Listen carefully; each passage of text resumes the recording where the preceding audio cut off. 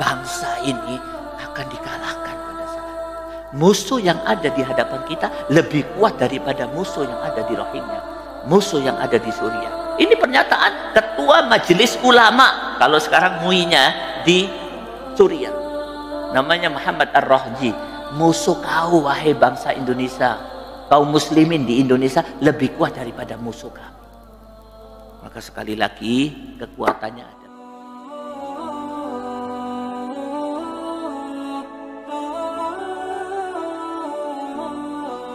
Ikhwanuddin rahimakumullah. Orang yang bertakwa selalu melakukan satu aktivitas yang di dalam bahasa Arab diistilahkan dengan al-istima', yaitu mendengar. Allah Subhanahu wa taala berfirman, alladzina yastami'una al-qaula fayattabi'una ahsana ulaika alladzina hadahumullah wa ulaika hum ulul albab. Allah berfirman di dalam surat Az-Zumar ayat 18. Ayat ini menjelaskan bahwa orang yang mendapat petunjuk Allah, Pak, walaupun kita paling kaya kota Malang, mempunyai segala materi, tapi ingat, kalau tidak mendapat petunjuk Allah, menjadi orang yang paling susah dunia akhirat. Tapi sebaliknya, kalau dia mendapat petunjuk Allah, walaupun orang miskin, dia akan bahagia dunia akhirat. Ayat ini mengatakan orang yang mendapat petunjuk Allah mempunyai dua kemampuan. Kemampuan yang pertama, yastami'unal qaul, punya kemampuan mendengar al-qaul. Apa itu al-qaul? Perkataan yang benar. Yang kedua, kemampuan yang kedua, fayattabi'una ahsana, bisa mengambil yang terbaik daripada al-qaul yang mampu dia dengar. Ikhwanuddin rahimakumullah. Hari ini telinga kita sensitif ya, dengan alat yang namanya HP Android. Orang makan kerupuk di Amerika, keruk suaranya kedengaran. Paku jatuh di Afrika, kerincing kedengaran. HP Android kita. Telinga kita sibuk, semua kita dengar. Subhanallah, justru al-qaul tidak bisa kita dengar. Sensitif, sampai pada puncak sensitif, tapi justru al-qaul tidak didengar. Mbak, saya ingin sampaikan kepada antum, mereka yang membuat komputer berjanji tidak ada rumah yang dibangun di muka bumi ini kecuali di dalamnya ada komputer. Janji mereka diperbaharui, sumpah mereka diperbaharui. Tidak ada meja yang dibuat kecuali di atasnya ada laptop. Janji sumpah ini diperbaharui lagi. Tidak ada manusia yang berjalan di atas bumi kecuali mempunyai alat yang namanya HP, Android, 4G. Supaya apa? Supaya tidak yastami'unal qaul, tidak mendengar perkataan yang benar, perkataan yang bermanfaat. Hati-hati Pak ya. Ini ciptaan mereka. Mari saya ceritakan kepada antum sekalian. Allah Subhanahu wa taala berfirman di dalam surat Luqman surat 31 ayat 6.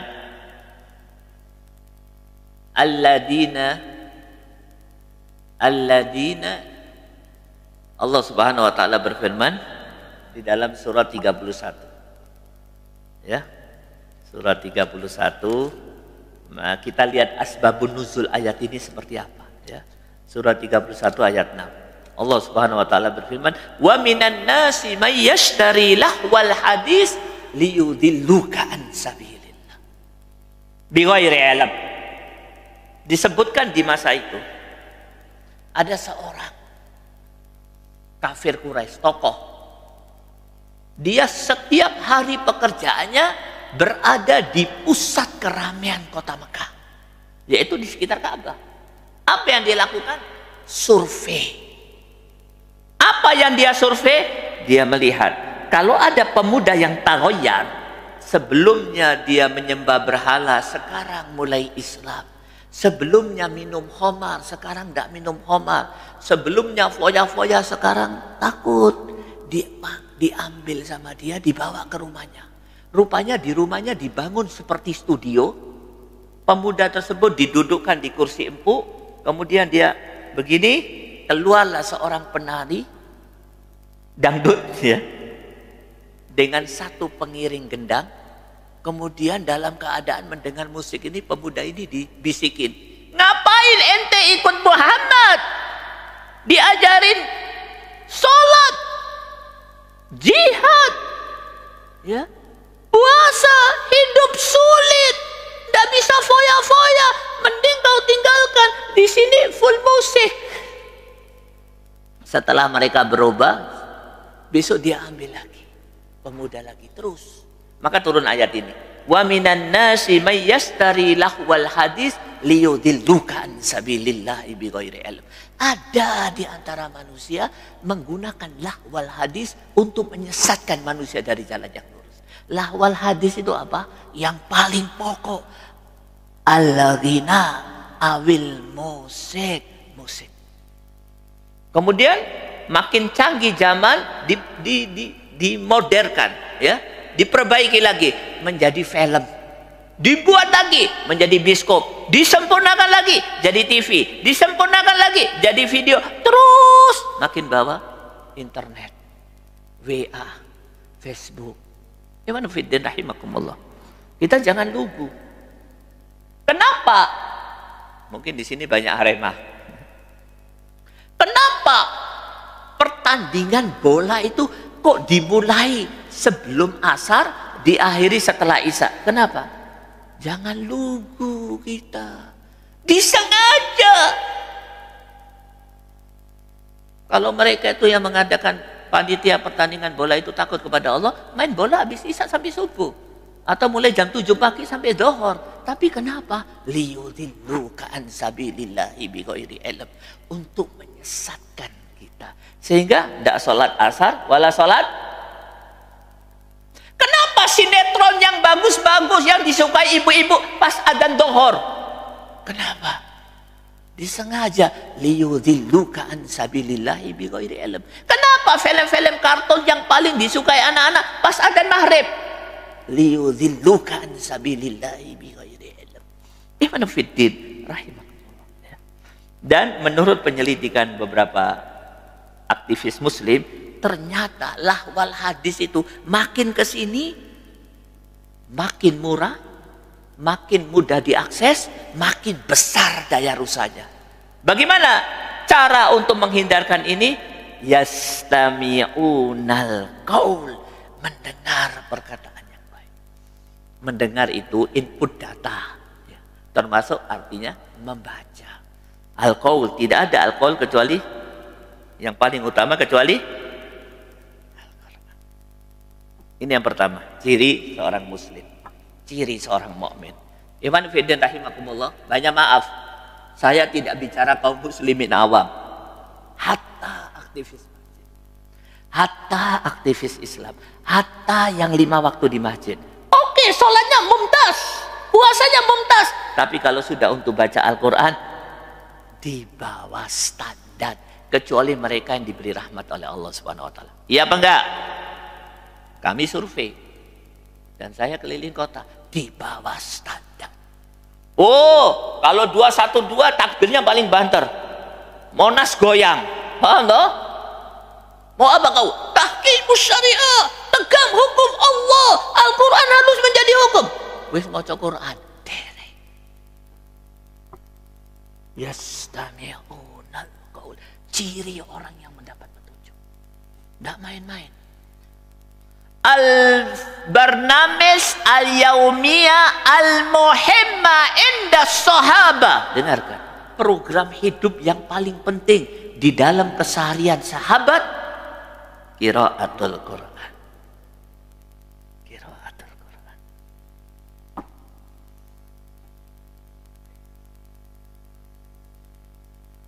Ini yang pertama. Yang kedua, fayattabi'una ahsana. Dari apa yang dia baca, dia mengambil yang terbaik. Kemudian dijadikan landasan kehidupannya. Ustadz, kenapa saya baca Al-Quran ini kok tidak bisa menjadi landasan kehidupan? Saya nggak dapat apa-apa, illa jembu wa capek. Kenapa? Karena kau tidak mengambil sesuatu. Kau baca Qurannya seperti mahasiswa playgroup. Mahasiswa playgroup. Balita. Biasa mengeluarkan kata-kata yang tidak difahami. Pak, kalau saya menyimpulkan dari kisah para salafus soleh, maka saya mengambil satu kesimpulan. Pekerjaan utama mereka yang paling sering dilakukan baca Quran. Dan yang kedua, kalau mereka baca Al-Quran, 3 organ tubuhnya berfungsi. Al-lisan, qira'atuhu bit-tajwid, al-akal, tafsirul ma'ani, menafsirkan. Hati. Apa pekerjaan hati? At-ta'assur, siap menerima nasihat. Kalau baca Al-Quran menangis. Ajib, aktivis muslim takmir masjid, acara pernikahan, waktu makan soto atau nasi kebuli ada musik, bukan diiringi suara Al-Quran. Kebetulan apa? Kaset ya, suara Al-Quran. Ayatnya berbunyi, inna jahannama kanat mirsada littaghina ma'aba labisina fiha ahqaba la yadukuna fiha bardan wala syaraba illa hamiman wa ghassaqa. Ayat ini menceritakan tentang menu makanan utama di neraka. Minumannya air mendidih, makanannya ghassaq. Tahu ghassaq? Campuran darah dan nanah. Itu dia mendengar sambil ketawa-ketawa, tambah soto lagi. Baca Al-Quran tanpa hati. Dan ini kondisi kaum muslimin hari ini. Maka apa yang terjadi? Suriah diserang Syiah, Palestina diserang Yahudi, Rohingya diserang Buddha, dan sebentar lagi ya tempat kita akan diserang. Ya mungkin banget diserang. Kaum muslimin Suriah ini memahami Islam, Al-Quran lebih bagus dari kita. Orang Arab, orang Palestina itu, Pak. Saya pernah ke sana kira-kira 1 pekan. Apa aktivitas utama anak-anaknya kalau libur sekolah, libur soifi, yaitu libur musim kemarau? Apa yang mereka lakukan? Mereka pulang dari pondoknya, pulang dari sekolah, masuk masjid selama 3 bulan. Tidak keluar. Keluar, ada yang hafal 30 juz, hafal 20 juz, dan lain sebagainya. Hebat, tapi masih punya kekurangan. Al-Quran belum mendarah daging. Rohingya kenapa diserang?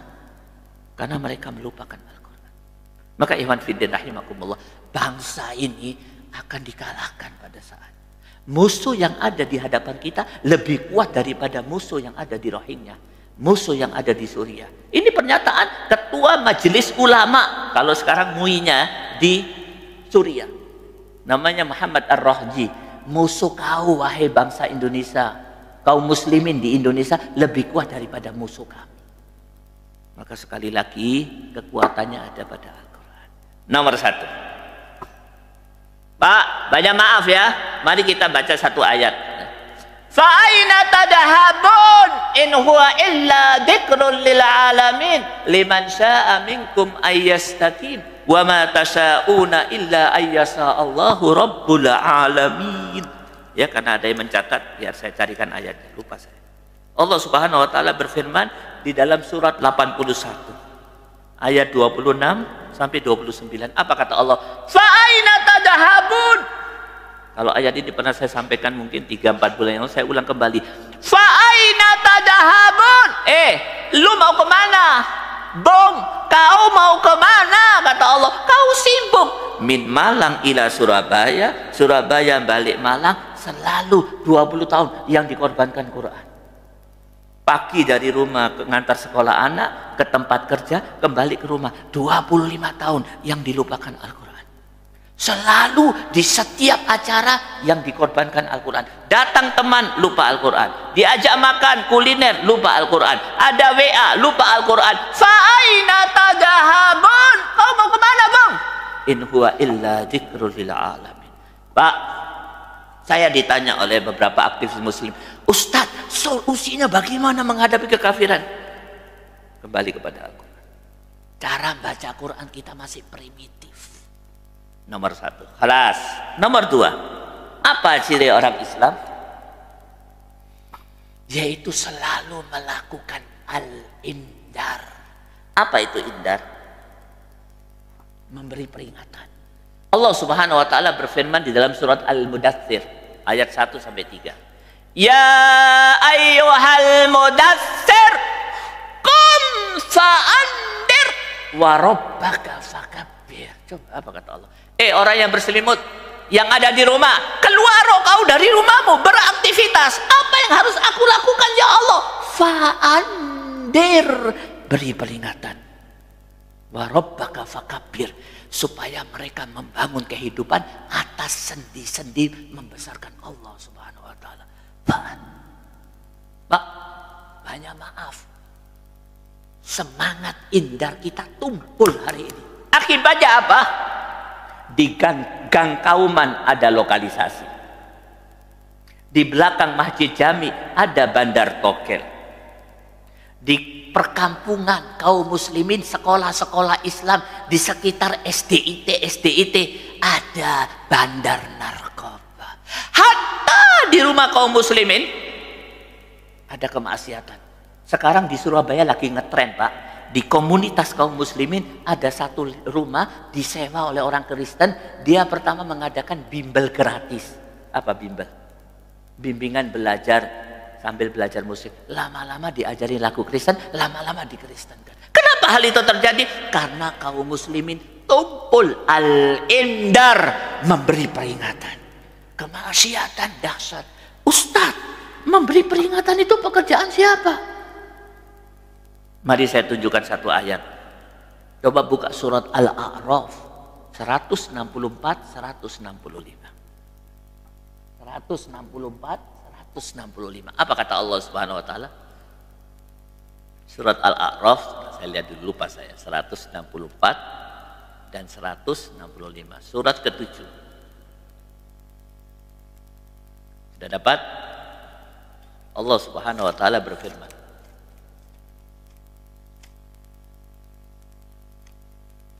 Surat Al-A'raf. Wa idh qalat ummatum minhum lima ta'iduna qauman Allahu muhlikuhum aw mu'adzibuhum ma'adaban syadidan qalu ma'dirata ila rabbikum wa la'allahum yattaqun. Ayat ini menceritakan kondisi Bani Israel. Ada satu negeri di Bani Israel. Setelah Nabi Musa meninggal, banyak kaumnya meninggalkan ajaran Nabi Musa, tidak taat kepada Allah dan meninggalkan Taurat. Mayoritas menjadi ahli maksiat. Mayoritas 90% kurang lebih. Alhamdulillah masih tersisa sekitar 9% yang masih taat kepada Nabi Musa, taat kepada Allah dan taat kepada kitab Taurat. 9%. Cuman sayang mereka tidak mau melakukan al-indar, menghabiskan waktunya di masjid.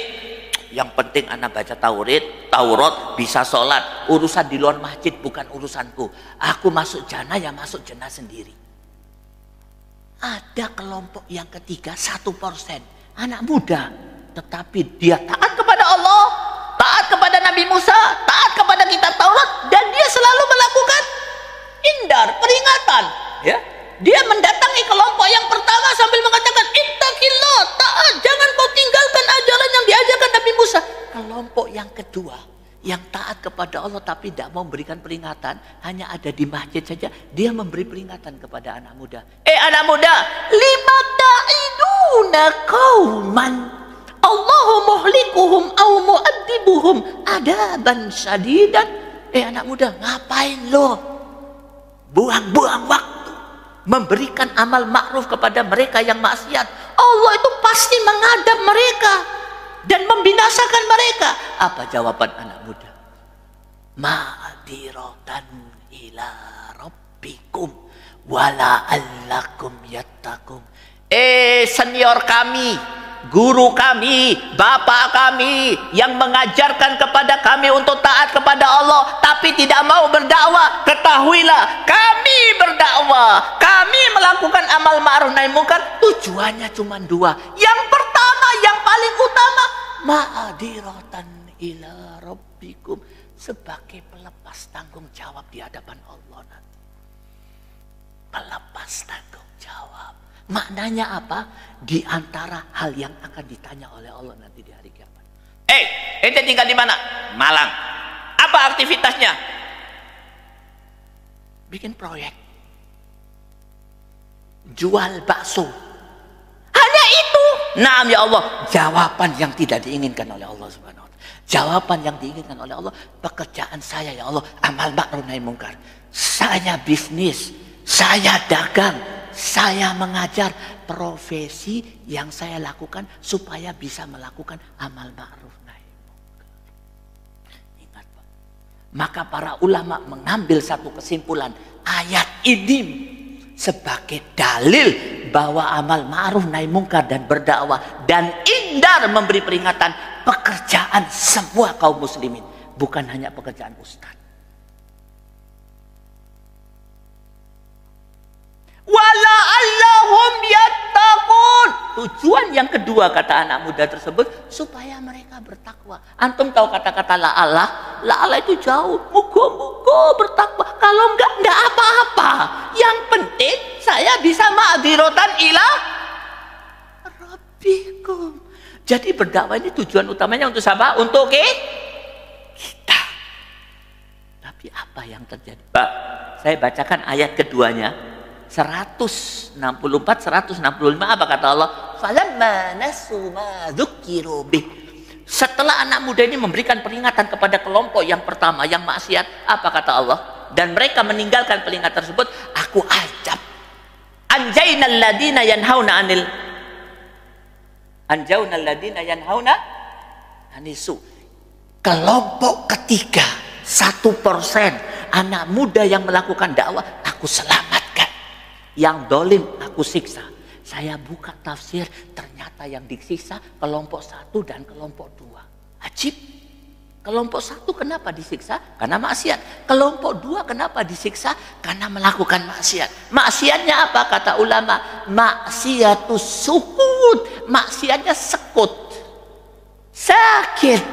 Minas sakitin. Tahu sakit apa artinya? Membisu 1000 bahasa. Hari ini kondisi kita. Hati-hati.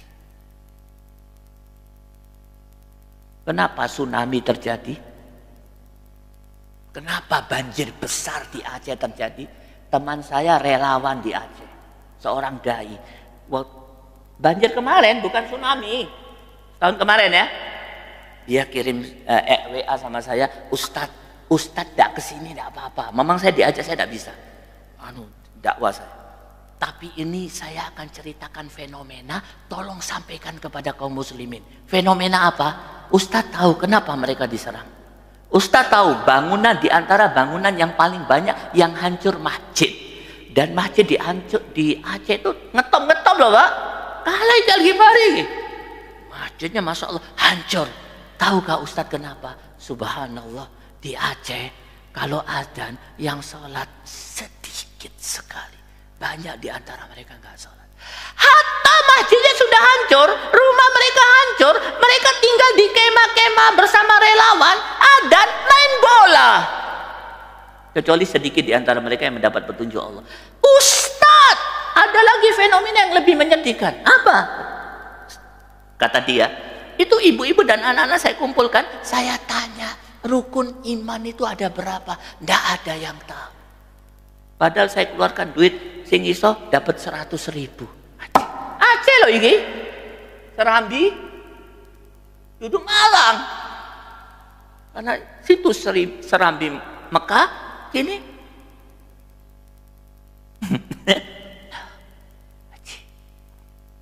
Fiddin rahimakumullah. Yang kedua ciri seorang muslim ya, melakukan indar peringatan. Kalau ini tidak dilakukan, hancur kita sebagai seorang mukmin. Apa kata Allah Subhanahu wa taala? Kuntum khaira ummatin ukhrijat linnas ta'muruna bil ma'ruf wa tanhauna 'anil munkar wa tu'minuna billah. Kenapa kita ini disebut oleh Allah sebaik-baik umat? Surat 3 ya, ayat 110. Kenapa? Karena mempunyai ciri amal ma'ruf nahi munkar. Sekarang ditinggalkan oleh kebanyakan kaum muslim.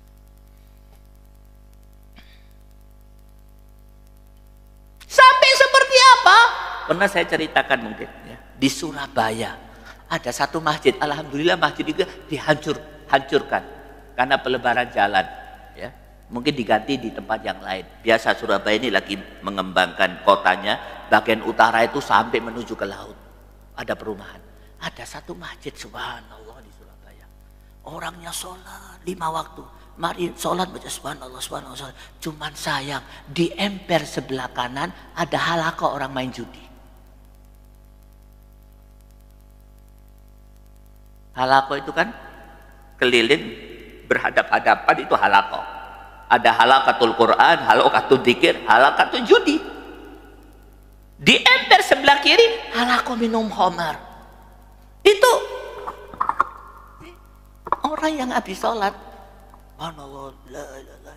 keluar melewati halaqah hop judi, permisi sing metu nomor piro, ya? Kemudian dia melewati halaqah apa? Homarnya merek apa? Kalau ndak punya gelas tak pinjemi gelas di rumah. Hilang semangat amal ma'ruf nahi munkar. Mestinya apa yang mereka lakukan? Dia ambil botol, tutupkan kepala mereka. Ini masjid, Bang. Tapi sekarang sudah hilang. Banyak maaf. Ciri yang kedua. Ciri yang ketiga, ikhwan fiddin rahimakumullah. Ini ciri-ciri yang hari ini banyak ditinggalkan oleh kaum muslimin. Cirinya banyak, 70 ciri orang yang beriman. Saya ambil yang hari ini ditinggalkan. Yang pertama, qiraatul Quran, yastami'unal qaul. Banyak maaf. Di zaman Umar Ibn Khattab itu, kalau Umar melewati satu kebiasaan Umar, ba'da sholatil maghrib hatta sholatil isya, dia lewat dari satu lorong ke lorong. Ada orang ngaji Quran, alhamdulillah negara ini akan maju. Dia lewati lagi. Ada orang baca hadis, satu rumah bapak baca hadis didengarkan oleh anak istrinya. Negara akan maju. Terus tiba-tiba Umar sampai di satu rumah. Di rumah Quran apa enggak? Dangdutan.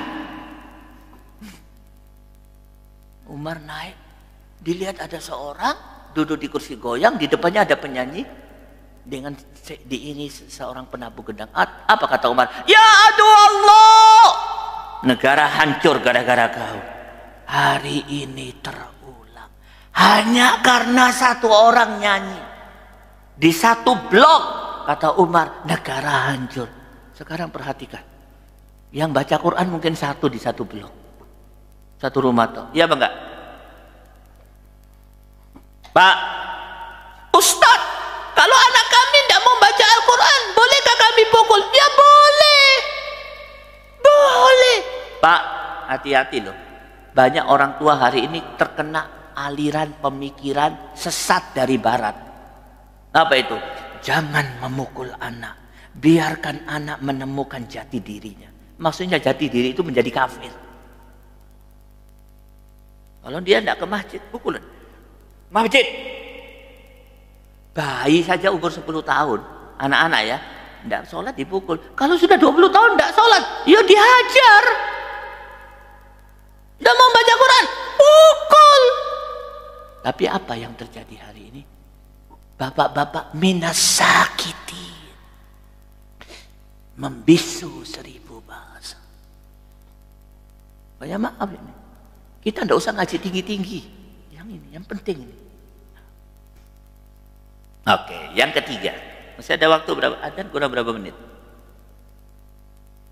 10 menit. Yang ketiga, apa ciri orang yang beriman? Cirinya adalah melakukan amal. Nah, Allah Subhanahu wa taala berfirman, "Wa qul i'malu fasayarallahu amalakum." Surat 9 ayat 105. Katakanlah wahai Muhammad kepada orang-orang Islam, kepada semua manusia, beramalah kalian, karena yang ditimbang, yang diukur nanti amal, bukan ilmu. Amal, bukan ilmu. Mari ayat yang lain. Allah Subhanahu wa taala menjelaskan di alinea terakhir, 5 ayat terakhir di dalam surat Al-Mursalat. Ya, atau 7 ayat terakhir. Apa kata Allah? Innal muttaqina fi dilalin wa uyun wa fawakiha mimma yashtahun kulu washrabu hani'an bima kuntum ta'malun. Nah, coba lihat. Sesungguhnya orang-orang muttaqin akan mendapatkan jannah penuh naungan dan mata air. Mereka dikasih buah-buahan seperti yang mereka inginkan. Mereka makan dengan minum dengan segala nikmat. Bima kuntum ta'malun. Itu semua diberikan bukan karena ilmumu, tapi karena amalmu. Amal. Tapi apa yang terjadi hari ini? Apa kata Syekh Abdul Azam? Hari ini muncul orang-orang al-ilmu bila amal. Ilmunya banyak. Pengajian min pengajian ila pengajian. Pengajiannya hari Senin sampai hari Senin. Min subuh ila subuh. Nafi amal.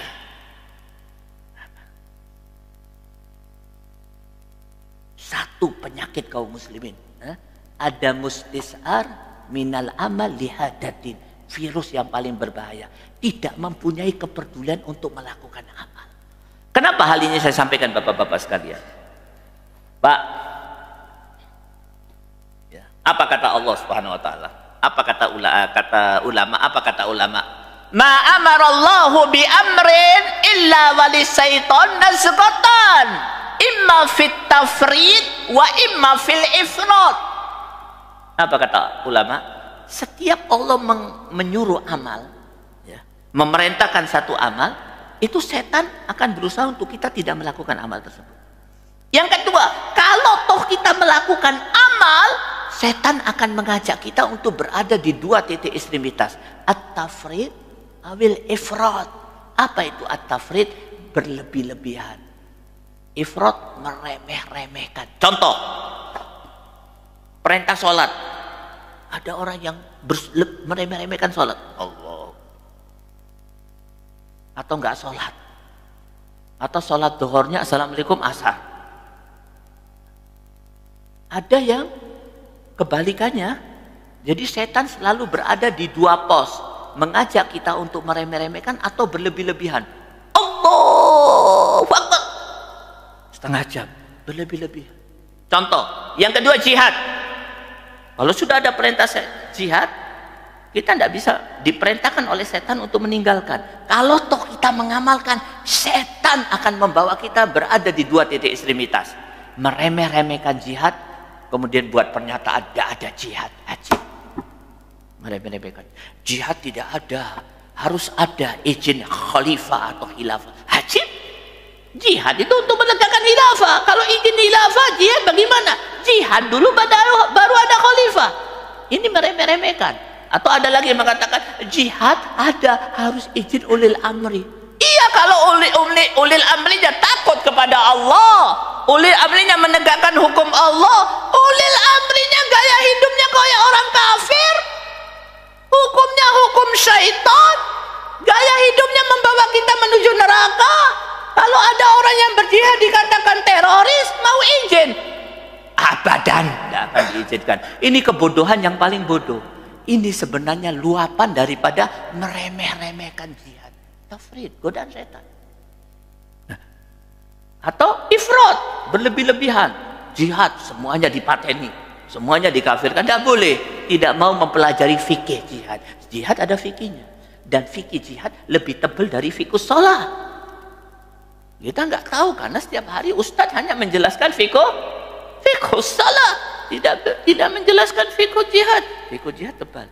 Ini namanya tafrid. Begitu juga dengan amal. Bapak-bapak sekalian, saya ingin menyampaikan kepada antum secara garis besar. Insya Allah detailnya saya akan sampaikan nanti malam jam 9. Menurut akidah ahli sunnah wal jamaah, iman itu terdiri dari 3. Perhatikan Pak. Ikrar bil lisan, nomor 1. Al-iqrar bil qalb, membenarkan dengan hati, ya. Al-qaul bil lisan, mengucapkan dengan lisan. Al-amalu bil jawari, menurut akidah ahli sunnah wal jamaah, amal bagian daripada iman. Tak ada amal, tak ada iman. Itu ahli sunnah wal jamaah. Al-qaul bil lisan, kalau nggak ada amal, nggak ada iman. Contoh, kenapa Rasulullah bersikeras pamannya Abu Thalib supaya mengucapkan syahadat? Kurang apa Abu Thalib? Hatinya bersama Nabi, bantuannya kepada Nabi, bantuan terbaik yang didapatkan Rasulullah pada saat itu, Abu Thalib. Tapi dia tidak al-qaul bil lisan, kafir. Nabi menangis. Nah, amal juga penting. Mari saya tunjukkan satu ayat, ya. Amal bagian daripada iman. Coba buka surat Maryam, surat 19 ayat 59. Apa kata Allah? Fa khalafa min ba'dihim khalfun adaa'us shalah wattaba'us syahawat fasawfa yalqauna ghayyan. Setelah generasi yang baik, nanti ada generasi yang jelek. Generasi yang jelek itu masuk ghayyan. Ghayyan itu artinya 2, sesat.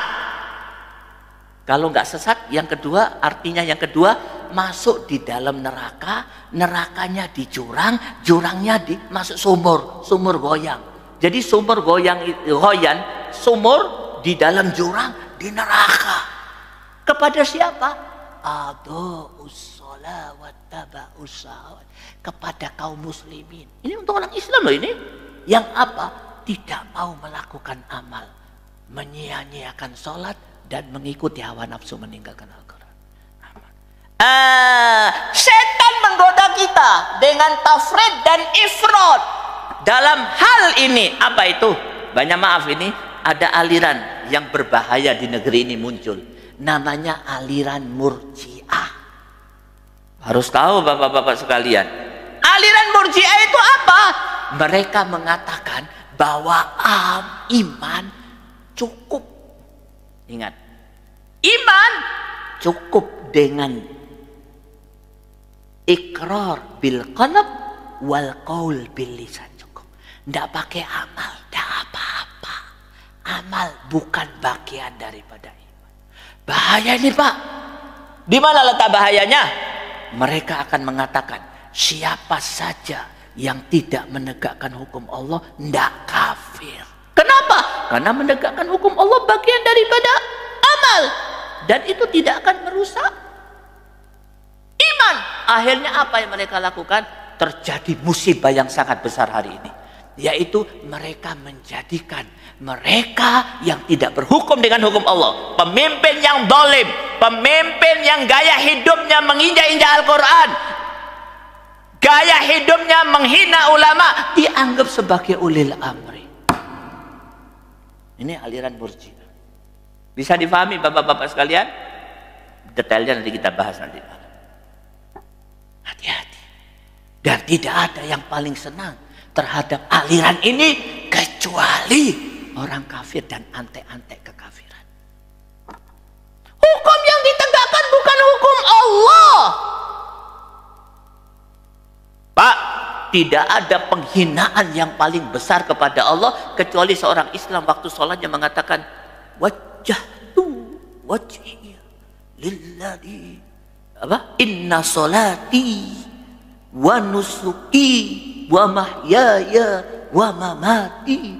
Sesungguhnya hidupku, matiku, semuanya untuk Allah. Tapi waktu besoknya di siang hari gaya hidupnya diatur oleh hukum selain hukum Allah Subhanahu wa ta'ala. Penghinaan yang paling besar. Hati-hati. Ini aliran Murji'ah.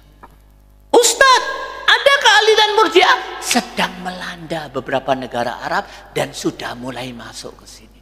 Terus bagaimana? Saya sarankan ngaji akidah yang benar. Akidah intinya 2. Iman harus ada amal, Harus ada al-amalu bil jawari, al-qaul bil lisan, dan al-ikrar bil qalb. Hati-hati. Dan yang kedua, aliran ini akan mengatakan kepada siapa saja yang mengkritisi kedoliman pemimpin, yang mengkritisi pemimpin yang tidak berhukum dengan hukum Allah, yang berjihad, dan para mujahid dianggap sebagai teroris. Teroris itu tidak enak loh Pak. Jelek sekali. Kemana-mana buat teror. Ada orang dipateni teroris. Mujahid dikatakan teroris. Pak, ada satu mujahid besar, diakui oleh banyak ulama sebagai mujahid besar. Kama nahsabu, semuanya kita serahkan pada Allah. Usama bin Laden dianggap apa oleh mereka? Kilabun nar, anjing neraka. Kenapa? Aliran Murji'ah. Maka iman fiddin rahimakumullah. Ya, banyak maaf, masih kurang yang bisa saya sampaikan. Nanti detailnya khusus kita akan bicara Murji'ah. Jam berapa saya? Ya, mudah-mudahan apa yang saya sampaikan memberikan manfaat bagi diri saya juga buat semuanya. Kesimpulannya 3. Ciri orang yang bertakwa: 1, selalu al-istina bil qaul, mendengar perkataan yang terbaik. Yang kedua, al-indar, selalu memberikan peringatan. Yang ketiga, selalu melakukan amal dan menganggap amal bagian daripada iman. Sudah masuk waktu saya. Wabillahi taufik wal hidayah. Wassalamualaikum warahmatullahi wabarakatuh.